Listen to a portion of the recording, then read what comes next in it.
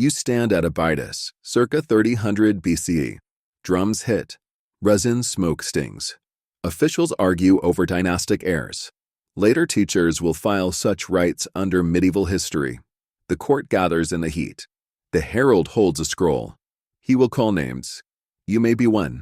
Your sandals grind hot sand. A priest lifts a jar of resin. He tips it onto a brazier. Sweet smoke rises. It coats your tongue. The sun drops toward the wadi. The guards close the gate. No one leaves until the list is read. The king lies in his chamber. The builders seal the corridors by night. Your name could be next. A line of attendants kneels by the wall. They carry linen, water, and bread. A scribe counts bundles. He scratches tallies on a flake of pottery. The overseer of the palace watches each face. He does not smile. He speaks to the herald. The herald nods and moves a bead along a cord. Your mouth dries. One drumbeat decides a life. Earlier at sunrise, you swept the courtyard. You saw carpenters sanding cedar panels for the door. You saw potters stacking small blue figures to dry. A boy said they are for work in the next world. He said they will carry baskets when the king commands. You said nothing. You kept your eyes low. Back to the courtyard. A woman prays to the west. She ties a shell to her wrist for luck. 2 guards lift a man to his feet and brush dust from his knees. A physician checks his pulse with 2 fingers. No one explains why. The physician leaves a strip of linen knotted around the man's arm. The knot marks him. Silence is not safety. The herald tests the crowd. He reads a few names for food bearers. Men step forward. They pass through an inner door. The door shuts. You hear the scrape of wood. You do not hear them again. The drums pause. The priest speaks a line of praise for the king. He says the court must follow him in order. He says the land stays whole when the house stays whole.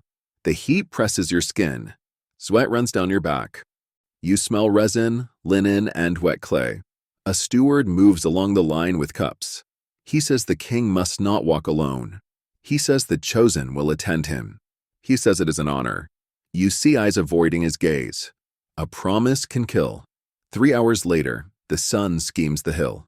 The court has thinned. The herald's scroll now curls at the end.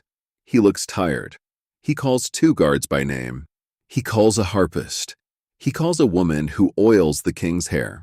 Each bows. Each goes through the inner door. You try to count how many have entered. You lose track at 20. The gate stays shut. Back to the threshold.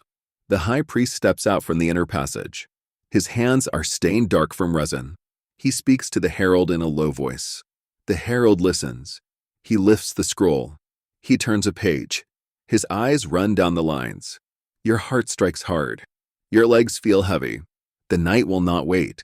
A child cries somewhere behind the pillars. A mother hushes her with a hand. The bass drum beats once, then once more. The guards shift their spears and look forward. The physician returns with a basket of linen bands. He avoids your eyes. The steward sets down the cup by your foot. He tells you to drink. You do not lift it. The herald draws breath. He touches the next line with his finger. He shapes the first sound of a name with his mouth. The courtyard holds still. The brazier crackles. The smoke burns your throat. The guards watch you. If he speaks your name, do you step forward? You do not move. The herald's breath hangs. The drum waits. Resin coils in your nose and makes your eyes sting. The gate stays barred. The inner door stays shut. The guards look past you, then through you. You feel the cup by your foot. You leave it untouched. The priest's hands glisten with resin. He turns toward the passage. He nods once.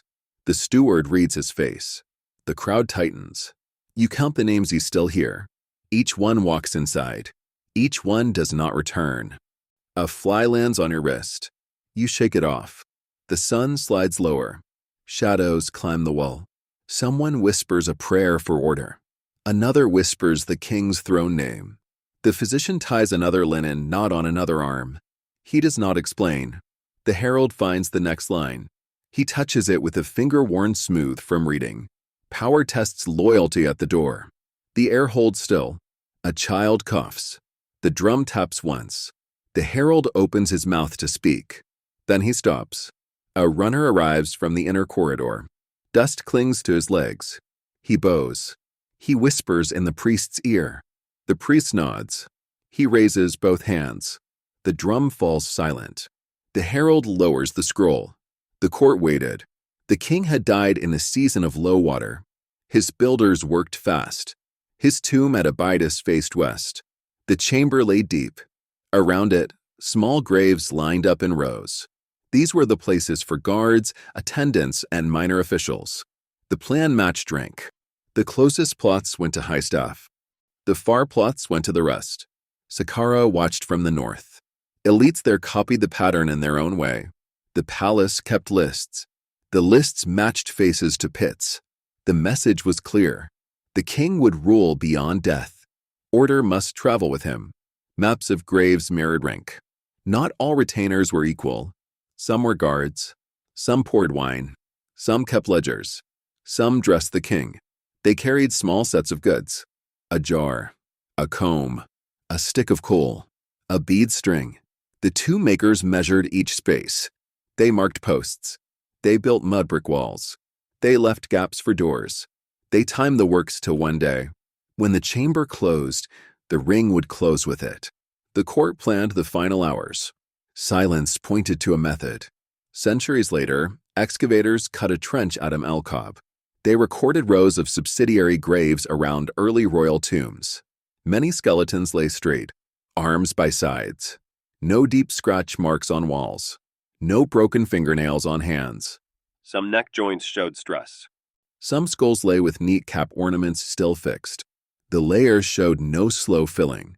Sand and ceiling fell clean. The pattern repeated from king to king in the first dynasty. Then the pattern thinned. By the end of that line, the ring almost vanished. This custom faded as fast as it grew. Back to Abydos that year. The priest spoke for the court. He told the steward to bring oil. He told the physician to keep count. He told the herald to wait. The runner delivered a second message. The queen mother wanted names confirmed. The scribe crossed out 2 lines on his shard. He wrote 2 others beneath. The guards stared forward. The steward returned with the cups. The physician adjusted a knot on a marked arm. The marked man did not resist. The crowd watched and remained still. The clock moved with the sun. A new set of orders left the inner corridor. The priest lifted his hands again. The drum tapped twice. The herald raised the scroll. He cleared his throat. He read a block of names for the outer ring. Men and women stepped out. They formed 2 files. The guards opened the inner door. The files went in. The door closed. Resin burned. The steward wiped his brow. The scribe counted in a whisper. The physician prepared more bands. Back in the future trench, a circle of graves from one royal tomb showed the same death window. The soil told one story. The bodies went in fast. The ceiling followed at once. The marks on bones matched across the ring. The evidence fixed the moment. If all deaths fit one narrow hour, what did the court do next? They set the timetable at dawn. Offerings entered first. Bakers carried cone loaves. Brewers rolled jars. Water carriers rinsed the floors. A steward marked each item on an ostracon. Guards checked the inner passages. Masons tested door stones for fit. Linen wrappers lay stacked in measured piles. The priest recited short lines so the workers kept pace. Nothing moved without a tally. Nothing waited without a reason. One schedule governed every movement of bodies, tools, and time. By mid-morning, the herald's office updated the list. The scribe rechecked names against posts. Guards for the threshold. Cupbearers for the West Hall. Musicians for the closing march. The steward apportioned cups. The physician counted bands. The Queen Mother's household sent a messenger with 2 corrections. The court adjusted the formation so ranks mirrored the grave rows outside. The near plots matched higher posts. The outer plots matched lesser posts. The pattern kept order after the door shut. All choices converged on sunset and the final seal. At noon, the chamberers lifted the king onto the bier. They tightened linen, layer by layer. Resin sealed each fold. The room filled with the smell. The high priest placed amulets. He gave the sealers a signal. They moved door stones into the corridor. Couriers ran messages to the courtyard. The herald advanced the list in blocks. The selected stood ready in 2 files. Each carried a token of work: a ladle, a staff, a comb, a knife in its sheath, a ledger mark inked on a shard. Back to the courtyard. The cups went out again. The steward spoke softly. The physician checked pulses. He tied bands on marked arms. The guards formed flanks. When the drum struck, the files walked. They turned right at the lintel. They vanished inside. The door closed. Outside, the scribe dragged a line across their names. Inside, others took those tokens and set them by assigned places. The clock of the day kept moving. Patterns repeat across the dynasty, even when names change. Toward evening, the outer ring prepared. Work crews smoothed the sand by the subsidiary pits. Posts marked single-occupant graves. Some pits grouped in tens around a supervisor's stele. Grave goods lay arranged: water jar, food dish, a small amulet, a personal tool. Overseers checked that no pit showed rough walls. They wanted clean faces for quick backfill. The goal was a single window of placement. The sealing of the king's door and the closing of the ring would align. Centuries later, at El-Kab, excavators recorded the traces. They saw straight bodies with arms by sides. They found headrests fixed and beadwork undisturbed. Hand bones showed no spread of grasping. Fingertips kept their alignment. Wall faces showed no frantic scoring. Vertebrae in some necks bore compression and torsion. In a few graves, residues in small cups clung to the base. The fills were even and lacked slumps that mark slow burial. The time bands matched across the ring. The data repeated for several early kings. The silence points to intent, not accident or panic. Back to Abydos that day. The priest checked the sun on the lintel. He told the herald to stand by. He told the physician to make ready. He told the steward to hold the 3rd round of cups. A runner confirmed that the masons had seeded the inner stone. The drum fell quiet. The herald called the last inner names: 2 guards, 1 musician, a keeper of oils. They walked inside. The corridor swallowed their steps. The air turned still. Night approached. The outer ring moved next. Workers lit fresh torches along the field of pits. Supervisors led groups to assigned rows. The steward walked the lines. He spoke to the marked. He said the king would need them. He said the house would remember. The physician checked faces. He carried a small bag. He looked at the priest. The priest nodded once. The drum struck 3 times. The stakes rose from household duty to a message to rivals. The sealing began. Sand hissed into pits. Teams moved in sequence. The scribe ticked names as rows closed. Masons set mud brick around the door stones. The high priest gave the final formula for the chamber. The drum stopped. Torches burned low. The gate stayed shut. The plan had held. The ring matched the map. In later centuries, a different sight appeared. In one royal complex, small figures lay where bodies once would. Blue-glazed workers lined a tray. Tools were painted on their hands. The steward's ledger recorded hundreds. If figurines took those places, what happened to fear? The court finished the inner seal at dusk.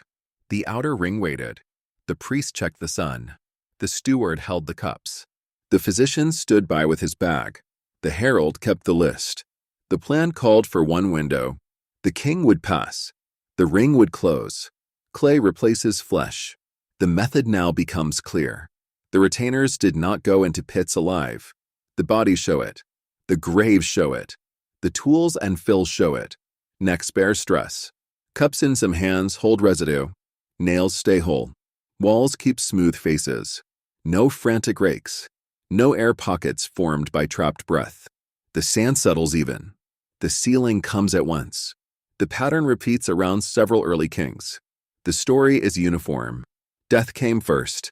Burial followed. Buried alive was the legend, not the rule. Back to Abydos that day. The physician moved down the line. He spoke quietly. He checked pulses. He offered a cup. The priest watched. The steward studied hands. The drum kept time. The marked drink. The marked lay still. Crews lifted each body. Crews placed each body in order. Overseers filled pits in sequence. The scribe drew lines through names. The king's door stone set. The outer ring closed. The plan held. A reform disguised as mercy. 3 months later, the court discussed the next reign. Advisors weighed risks. Retainer death strained skilled staff. Guards were hard to replace.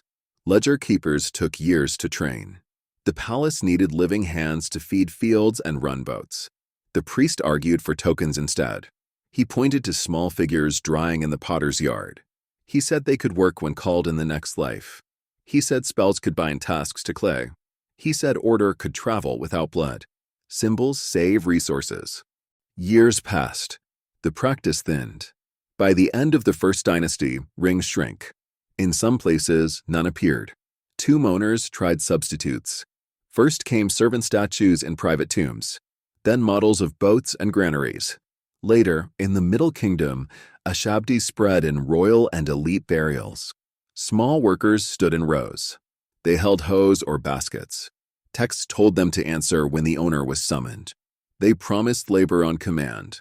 Clay learned to carry duty. One image can outlast a command. Back to evidence. Excavations at later royal sites show trays of figures. Hundreds sometimes. The drill marks are neat. The glazes survive. The spells repeat. The court found a cheaper way to claim order. It kept the message. The king commands beyond death. The realm stays whole.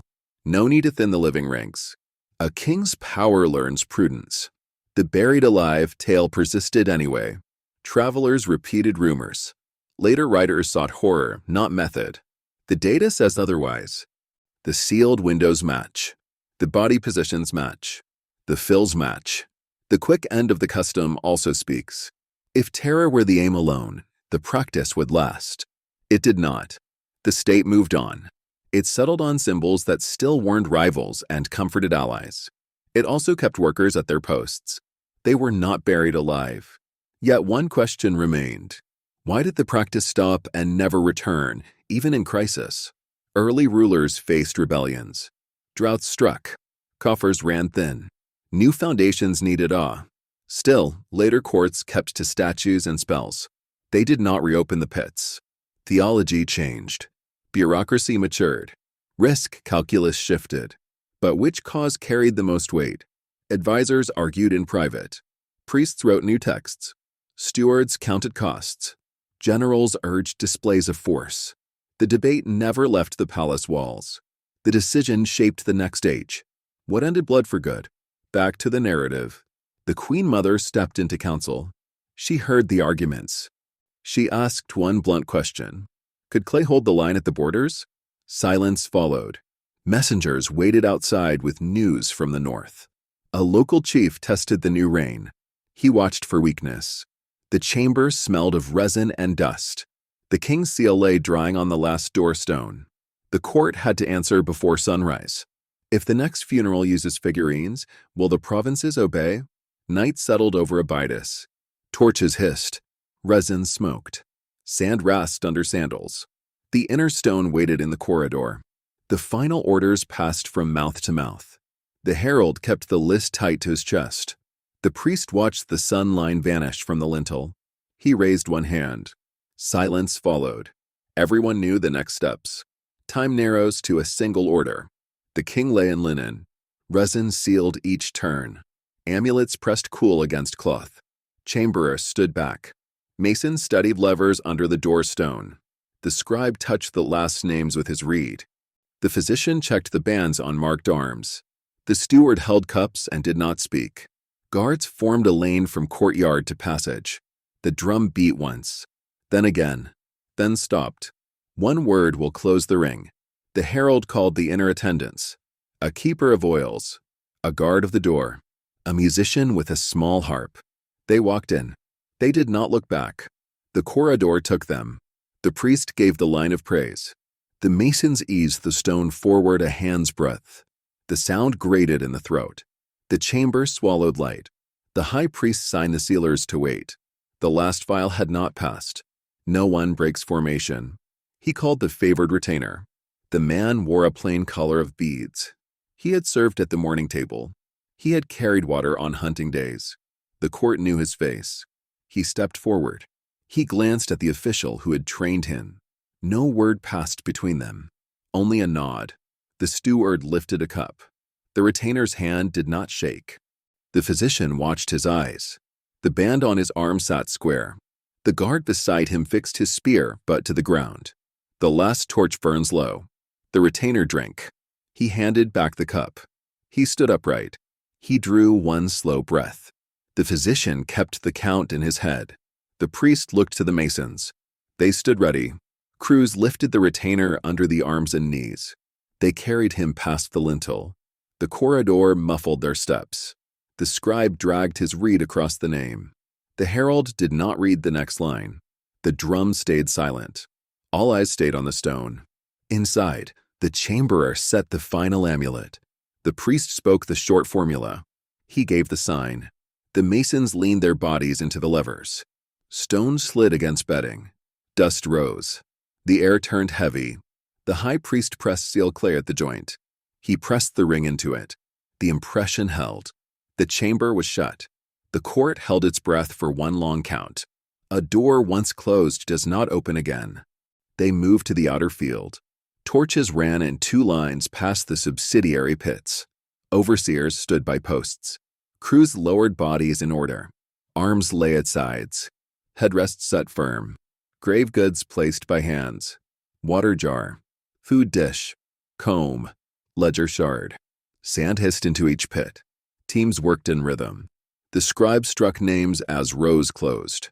The priest walked the line and spoke the same line at each turn. The steward followed and checked the order. The ring must match the map. At the last pit, the favored retainers group stood ready. The official who had trained him watched. He did not step close. He held to rank. The physician looked once and then looked away. Crews set the body straight. They placed the bead collar flat. They set the water jar and comb. Sand flowed. The overseer signaled the next team. The scribe drew the last line across the shard. The priest lifted both hands. The drum gave a single beat. Duty ended with the count. They returned to the inner door. The sealers laid mud brick across the face of the stone. The high priest spoke the final praise. The steward doused 2 torches. Night pressed in. The gate remained shut. The tomb had its king. The court had its dead. The message stood clear. Order would hold beyond the door. Provinces would hear by rumor and by courier. Rivals would measure their steps. Power speaks loudest at the seal. Before dawn, council gathered. The Queen Mother's eyes were red. The steward set a tray of small blue figures at the edge of the room. He did not offer them to the tomb. He offered them to the next plan. Advisors weighed the cost of more rings. They counted guards lost and clerks gone. They spoke of borders and boats and harvest. The priest said Clay could answer when called. The general said fear needed bodies. The room held the question until first light. One choice would shape the next reign. At sunrise, the new king would decide the form. The funeral just finished showed what blood could do. It showed what it cost. Messengers waited for orders to ride. Potters stood ready by their kills. The palace watched the door of the council chamber. The herald held a clean list. The next reign plans Clay in place of lives. Will the realm accept it? At sunrise, the council decided. The new king ended retainer deaths. The priest recorded the formula. The steward counted figurines. The herald stored the final list. The physician closed his bag. The order was plain. Clay would stand for service. Blood would not. A decree ends the ring. Months later, a minor courtier died. The palace tested the new plan. Potters delivered trays of blue workers. Scribes inked short spells. The priest set each figure by the bier. Overseers placed models of boats and granaries. Guards stood by but did not form files. No bands marked arms. The corridor stayed busy with tools, not with lines of chosen attendants. The door shut. Couriers rode with the news. Provinces watched. No revolt rose from the change. Fear endures without bodies. Years later, the shift held. Royal burials dropped the outer rings. Elite tombs copied the palace. Servant statues stood near offering tables. Model workshops filled side rooms. Ritual marks moved from bodies to objects. Priests taught that spells would summon labor when called. The royal house kept order with ceremonies, taxes, and soldiers, not with sacrificial rings. Administrators trained apprentices instead of losing them. The grain moved. The riverboats kept time. The border chiefs still watch. Crises came and passed. A dry year. A raid from the south. A feud within the court. No one reopened the pits. The reasons were practical and public. Skilled hands were scarce. Training took years.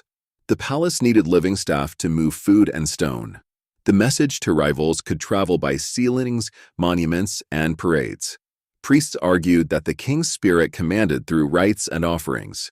Statues and texts made that power visible. The state saw less risk and more gain in symbols. The calculus stayed steady. Records outlive rumor. Centuries later, in the Middle Kingdom, Ashabdi crowded elite burials. Dozens grew to hundreds. Some carried hoes. Some carried baskets. Inscriptions told them to answer when summoned. Tomb owners counted on words and images to do work in the next life. The old rumor of buried alive still passed between travelers. Excavations would one day test it. The bone joints, the fills, and the neat walls would contradict the tale. The shift from bodies to figures would stand clear. One practice replaced another and did not return. Back to Abydos. The first king to end the ring faced out. He held to the order. He guarded borders with soldiers. He fed cities with scribes and crews. His priests maintained the cult with songs and offerings.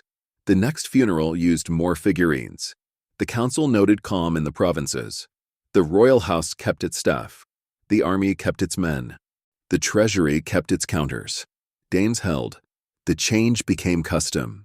The rumor stayed a rumor. The door stays shut. Later writers liked the dark version. They wrote of live burials and screams. The ground does not show it. The seals do not show it. The quick end of the practice agrees with policy, not with spectacle. The king still ruled in death. He did it with images, names, and rites. The realm learned a cheaper lesson. Did not need fresh graves. It needed precision and display. You stand again by the sealed door. You feel the heat fade from the stone. You hear only your breath and the soft fall of sand.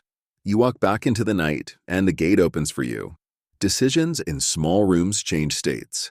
If you want more clear answers behind famous myths, stay with this channel and choose the next chapter.